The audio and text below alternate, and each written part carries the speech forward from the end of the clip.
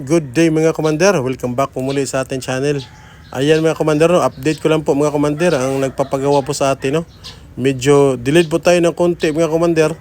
Pag nag-build po tayo ngayon, umaabot po ng 2 buwan mga commander. Gawa ng nung nakaraan po, last month January, no, umuulan po tapos sinulog. Na-delay lang po tayo ng konti mga commander. Tapos nakita nyo po, ang dami pong nasa loob ng workshop natin mga commander, no? So delayed ng konti mga commander. Paumanin niyo po mga commander, ha? Humihingi po kami mga commander ng konting pasensya lang po, no? Medyo delay lang po tayo ng konti, pero wag mag-alala mga commander, delayed lang po ito.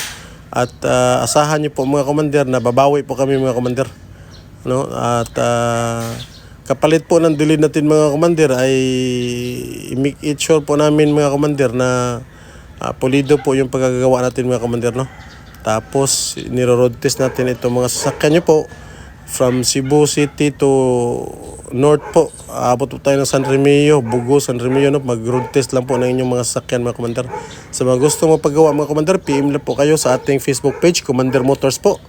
At sa gusto po na mag-buy and sell mga commander, no?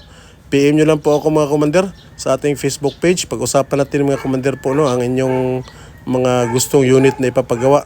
Pag kayo po ay nagbabay and sell mga commander, bigyan ko po kayo ng magandang magandang presyo mga commander. Ganun na lang po mga commander, no? At again po, ulitin ko po mga commander, no, paumanhin po na medyo delayed po tayo ng konti sa ngayon, pero asahan niyo po mga commander, babawi po kami mga commander sa inyo. Ayan mga commander.